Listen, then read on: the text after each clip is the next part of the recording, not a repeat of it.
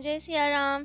तो कल तक हमने अपनी प्यारी कथा रसिक श्री सीताराम जी को श्रवण कराया सुदामा जी का चरित्र कि किस तरह सुदामा जी का तो निष्काम प्रेम था श्री कृष्ण जी के प्रति, परंतु गरीबी इतनी थी, दरिद्रता इतनी थी और ठाकुर जी की प्रेरणा थी, वे चाहते थे दरिद्रता को मिटाना। तो अब उन्होंने सुदामा जी की पत्नी को प्रेरणा दी, जिससे कि अब सुदामा जी की पत्नी ने हट किया। सुदामा जी से कहा कि जाइए अपने मित्र के पास, उनसे कुछ मांग लाइए।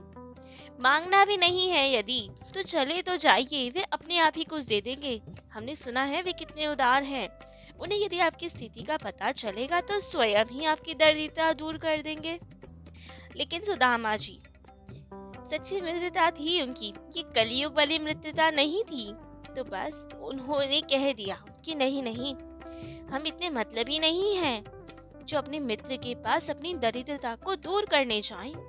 एक महात्मा कहते हैं, चारों युगों के नाम बताते हैं। कहते हैं सतयुग का नाम है धर्म सिंह, त्रेता का वीर सिंह, द्वापर का धीर सिंह और कलयुग का है मतलब सिंह। कि कलयुग में तो मतलबी लोग ही होते हैं, मित्रता भी करें तो अपने मतलब से करें। लेकिन सुदामा जी ऐसे नहीं, तो मना कर दिया कि हम नहीं जाएंगे उनके पास। तब तो इनकी पत्नी ने कहा, ठीक है, कुछ मांगने मत जाइए, परंतु दर्शन तो करने जा सकते हैं ना अपने मित्र के।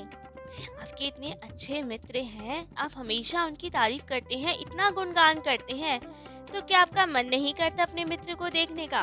क्या ऊपरी भक्ति है केवल? यदि भीतर से प्रेम हो तो दर्शनों की इच्छा तो अवश्य होती होगी। तो आपके मित्र तो ऐसे हैं कि उनके दर्शन मात्र से ही सब दुखों का नाश हो जाएगा। तो ठीक है, कुछ मत मांगिएगा, केवल उनके दर्शन तो करने जाइए। अब तो ये सब सुन के सुदामा जी के भी हृदय का गूढ़ प्रेम जाग पड़ा। सच में मित्र को देखे तो बहुत समय हो गया, क्यों ना उनके दर्शन कर लिया जाए। मित्र से मिलने की प्रसन्नता बहुत थी हृदय में कि बात तो सही है, कुछ नहीं मांगेंगे उनसे, लेकिन दर्शनों का सुख तो मिल ही जाए। कितने वर्ष हो गए अपने मित्र से दूर हुए, केवल उनकी कथा सुनते हैं, उनके बारे में सुनते हैं। राजा हो गए हैं ये सुनते हैं, लेकिन राजा के स्वरूप में कैसे दिखते होंगे वो? क्या मधुर मुस्कान होगी उनकी, और सुंदर हो गए होंगे अब तो वे। तो अब मन में भारी प्रेम उमड़ रहा है कि एक बार अपने मित्र से भेंट तो कराएं, दर्शन तो कर लें उनके। अब तो मन व्याकुल दर्शनों के लिए। हृदय में रह रह कर बचपन की सारी स्मृतियां आ रही हैं, बाल लीलाएं जाग रही हैं, वो स्वरूप याद आ रहा है, उनका वो हास विलास विनोद याद आ रहा है।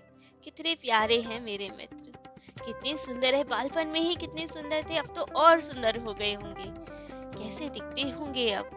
तो मन में अब वही सब लीला चिंतन हो रहा है, अपने मित्र के पास जाने को मन व्याकुल हो रहा है अब तो। लेकिन अब जब ये सब विचारों से बाहर आए, चलने को उद्यत हुए, तो मन में शंका, अरे मित्र के घर जा रहे हैं, खाली हाथ कैसे चले जाएं? घर में तो कुछ नहीं जो ले जाए मित्र के लिए, क्या किया जाए? अपनी पत्नी को बताया कि खाली हाथ कैसे चले जाए मित्र के। तब तो उनकी पत्नी पड़ोस से जाकर 4 मुट्ठी चिवड़े तंदूर चावल ले आई। तो अब वही चावल तंदूर या चिवड़े जो भी हो, मैं कपड़े में बांध के दे दिया, पोटली बना के अब ले चले सुदामा जी कि ठीक है, मित्र को यही पवा देंगे। ले जा रहे हैं और प्रेम में झूमते हुए, वही सब याद करते हुए, सब खेल, सब हास, सब विनोद, अपने प्यारे प्रभु, अपने प्यारे मित्र के वही सुंदर नैन, कपोल, अलकावली, सब स्मरण करते हुए जा रहे हैं, प्रेम में डूबते हुए, प्रेम मगन होते हुए जा रहे हैं। अब तो जब थोड़ी आगे पहुंचे तो किसी से पूछा कि भैया, द्वारकापुरी कितनी दूर है? तब तो उस व्यक्ति ने इनको देखा, अब ये तो कितने समय से भोजन नहीं पाए हुए थे, बहुत ही दुर्बल शरीर था इनका। अब तो उस व्यक्ति ने इनकी और ऊपर से नीचे देखा और कहा, पंडित जी, इस शरीर से तो द्वारिका जी नहीं पहुंच सकते आप, द्वारिका जी बहुत दूर है और आप बहुत दुर्बल हैं, रास्ते में ही सीताराम हो जाएगा। तब तो ये तो मूर्छित हो गए। इनका लोटा छोटा सब गिर गया। सुधी बुद्धि भूल गए कि अरे इतना दूर है तो कैसे पहुंचेंगे द्वारिका जी। लेकिन हृदय में प्रेरणा करने वाले प्रभु, संबल देने वाले प्रभु, तत्काल आत्मबल बढ़ा और मन में विचार किया, नहीं नहीं, निराश नहीं होना चाहिए मुझे। प्रभु है ना, जो जाही को भावता सो ताही के पास। यदि प्रेम है तो प्रभु पास में है। साहस करना चाहिए, चलना चाहिए। पुनः आत्मविश्वास अपना साहस बटोरा और चल दिए आगे मार्ग की ओर। प्रभु का नाम जपते हुए जा रहे हैं और जा रहे हैं अपने प्यारे मित्र से मिलने। अब तो चलते चलते मार्ग में समुद्र की खाड़ी पड़ी। अब वहां ना तो नाव ना नाविक, रात्रि हो गई। तो सुदामा जी बड़े घबराए कि समुद्र कैसे पार करें। द्वारिका जी तो समुद्र के बीच में बसी है, कैसे जाएं वहां तक। यहाँ तो कोई नाविक भी नहीं है, ना हमें तैरना आता है। क्या करे, कैसे जाए पार। तब तो निरुपाय हो गए और सोचने लगे, हारे को हरि नाम, यही रटन लगाए। ठाकुर जी है, वे ही सहायता करेंगे। तभी स्वयं ठाकुर जी, स्वयं भगवान श्री कृष्ण जी, वे तो व्याकुल वहां अपने मित्र को बुलाने के लिए, तभी तो इतनी लीलाएं की। स्वयं नाविक बन के एक नाव लेके प्रकट हो गए। अब तो जब देखा तो सुदामा जी बड़े आश्चर्यचकित, अरे अचानक से नाव कैसे आ गई, नाविक कहाँ से आ गया। और ठाकुर जी स्वयं अब कहने लगे कि चलो चलो, मैं पार कर दूंगा तुम्हें। उनको तो पुराना अभ्यास है ना, लोगों को संसार सागर से पार करते हैं, तो ये सागर कौन सी बड़ी चीज है। तो अब सुदामा जी बड़े प्रसन्न कि नाविक आ गया। पूछा गया कि नाविक, क्या मुझे द्वारिका जी ले जाओगे आप। लेकिन ठाकुर जी इतनी सरलता से थोड़ी कोई काम करते हैं। वे लीलाधारी, लीला कहाँ खत्म हो उनकी, विनोद कहाँ छूटे उनसे। तो तुरंत कहा, हाँ हाँ ले तो जाएंगे पार, लेकिन पहले बताओ उतराई में क्या दोगे। तब तो सुदामा जी बड़े सकुचाए, अरे हमारे पास तो कुछ भी नहीं है आपको उतराई में देने के लिए। नाविक ने कहा, भैया बिना उतराई के नहीं लेके जाऊंगा, कुछ तो होगा ना तुम्हारे पास, वही दे दो जो भी है। सुदामा जी ने कहा कि भैया जो भी मेरे पास है आपके लायक नहीं है, आप उसे स्वीकार नहीं कर पाएंगे। मेरे पास जो है उसे तो केवल और केवल प्रभु ही स्वीकार कर सकते हैं। परंतु आज तो नाविक स्वयं ठाकुर जी ही थे, तो कहा ठीक है, जो भी तुम्हारे पास है दे दो, मैं स्वीकार कर लूंगा। तब तो सुदामा जी ने कहा, भैया मेरे पास तो केवल दारिद्र्य है, लोगे तुम वो। नाविक ने भी मुस्कुरा के कहा, ठीक है, स्वीकार किया तुम्हारा दारिद्र्य भी, चलो पार। तो अब बड़े प्रेम से सुदामा जी को उस पार ले गए। अब सुदामा जी बाहर आए और दिन भर के अब चल रहे थे, बहुत थक गए थे, थक कर एकदम चूर हो गए थे। थोड़ा बहुत ही और चल पाए, फिर तो एक वृक्ष देखा, ठाकुर जी का स्मरण करके उसी के नीचे सो गए। लेकिन हमारे ठाकुर जी, उन्हें कहाँ नींद आए, वे तो व्याकुल अपने मित्र से मिलने के लिए योग माया को प्रेरित किया। कहा उन्हें, जाओ मेरे प्यारे मित्र सुदामा को तुरंत द्वारकापुरी ले आओ। अब तो योग माया के लिए क्या ही दिक्कत, वे तो तक्षण सब काम कर सके। तो सोते हुए ही सुदामा जी को द्वारिका जी के ही बाग में पहुंचा दिया। अब जब सुबह हुई, सुदामा जी जगे तो देखा, अरे ये तो बड़ा सुंदर नगर है, लग रहा है मैं द्वारिका जी आ गया हूँ। कहने लगे, बेकार ही सब लोग डराते थे मुझे कि द्वारिका जी बहुत दूर है, ये तो बड़ा पास में है, बस पार करते ही आ तो गया मैं द्वारिका जी। बहुत प्रसन्न हुए कि मैं द्वारिका जी आ गया। और अब द्वारिका जी में आकर धाम में प्रवेश करते ही हृदय प्रफुल्लित हो गया। ठाकुर जी का नाम, रूप, लीला और धाम सब सच्चिदानंद में होते हैं, सब में कोई अंतर नहीं होता, सब भगवत स्वरूप ही होते हैं। उतना ही सुख देते हैं जितना साक्षात ठाकुर जी के दर्शन देते हैं। चाहे हम नाम रटे, चाहे धाम वास करें, चाहे कोई उनकी लीला का ध्यान करे, चाहे उनके रूप का ध्यान करे, किसी में कोई भेद नहीं है, सभी कल्याणकारी है। तो अब द्वारिकापुरी को देखकर ठाकुर जी का सुमिरन करके मंत्र मुग्ध हुए जा रहे हैं सुदामा जी। ठाकुर जी के धाम का प्रभाव ही ऐसा है, चाहे कोई भी धाम हो वो, चाहे वो वृंदावन हो, चाहे मथुरा हो, चाहे द्वारिका जी हो, चाहे हमारी प्यारी अयोध्या जी हो, धाम में प्रवेश करते ही ठाकुर जी का सुमिरन स्वतः होने लगता है। धाम की खुशबू, रज की खुशबू, शीतल मंद सुगंध वायु बहने लगती है, अद्भुत आनंद आने लगता है धाम में।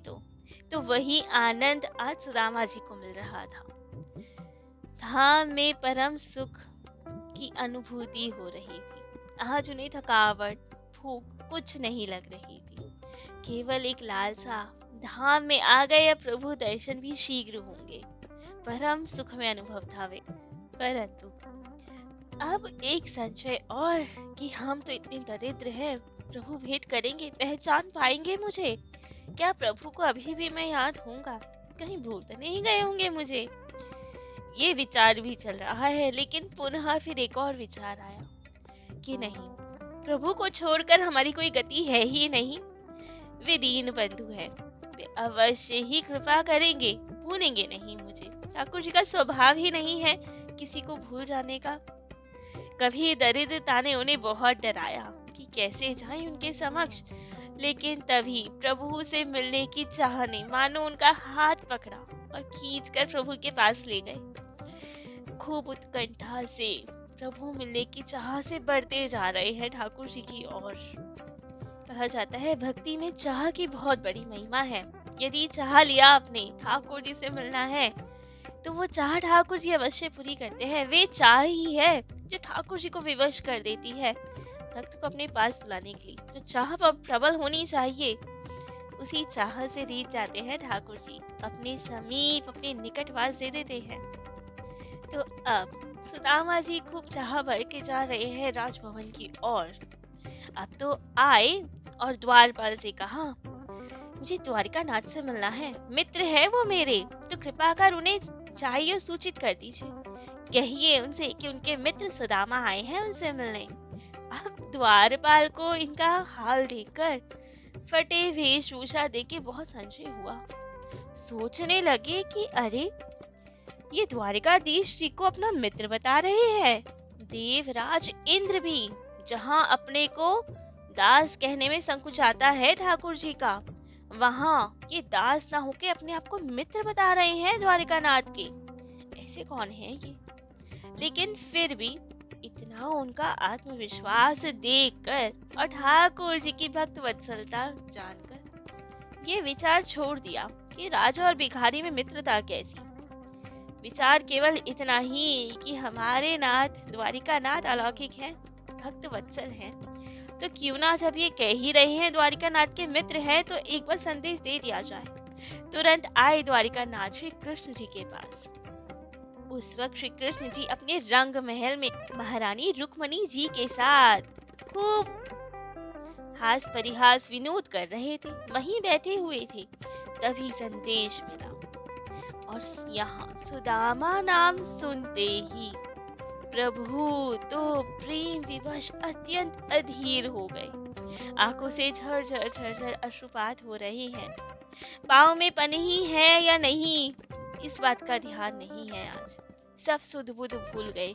पीताम्बर कहाँ जा रहा है, पनरी है नहीं है, मुकुट है नहीं है हमारे सर पर, राजा है, ऐसे कैसे बाहर चले जाएंगे, कोई भान ही नहीं है। तुरंत जैसी अवस्था में थे वैसी ही उठे, आंखों में जल भर कर दौड़ पड़े। मित्र सुदामा आया है आज मुझसे मिलने। भागे जा रहे हैं, सुदामा सुदामा, प्रिय सुदामा पुकारते जा रहे हैं। सब रानियां देख के आश्चर्यचकित कि ऐसा कौन आया है कि प्रभु ऐसे अवस्था में ही बिना पन ही, बिना जूती के, बिना मुकुट, बिना पीताम्बर ठीक किए, आंखों से अश्रुपात करते हुए, दोनों भुजाएं फैलाए हुए दौड़े जा रहे हैं। कौन है ये सुदामा? तब तो रानियां भी साथ साथ पीछे पीछे दौड़ी। आकर देखा तो कृष्ण जी तो सुदामा जी को देखते ही मान लो चित्रवत हो गए, अर्थात स्टैचू बन गए। देखते ही रह गए, मंत्रमुग्ध हो गए, मान लो सुध बुध भूल बैठे हो, जैसे कोई पेंटिंग खड़ी हो सामने, कृष्ण जी नहीं हो, बिल्कुल स्तब्ध हो गए। अपने मित्र को देख रहे हैं। आज मेरा मित्र आया है मुझसे मिलने, और यहाँ सुदामा जी कृष्ण जी को देख के खूब रोदन कर रहे हैं। अशुभात हो रहा है दोनों मित्रों की। तुरंत श्री कृष्ण जी ने अब सुदामा जी को अपनी भुजाओं में भर लिया, प्रगाढ़ आलिंगन दिया उन्हें। दोनों के अश्रुपात हो रहे हैं, एक दूसरे का अभिषेक कर रहे हैं मानो अपने अश्रु जल से। दोनों एक दूसरे के हृदय से लगे हुए हैं, छोड़ने का ही मन नहीं कर रहा है। आज इतने वर्षों बाद मिले हैं अपने मित्र से, तो प्रेम, वो आलिंगन तो स्वाभाविक ही था। तो आज इन दोनों प्यारे मित्र को इसी अवस्था में छोड़ते हैं, खूब प्रेम से एक दूसरे के हृदय से लगे ही रहने देते हैं। इतनी जल्दी क्यों अलग करना। तो आज सुदामा जी का चरित्र तो यही विश्राम देते हैं। आगे की कथा अपने प्यारे कथा रसिक को कल श्रवण कराएंगे। आज के लिए इतना ही। जय जय श्री सीताराम।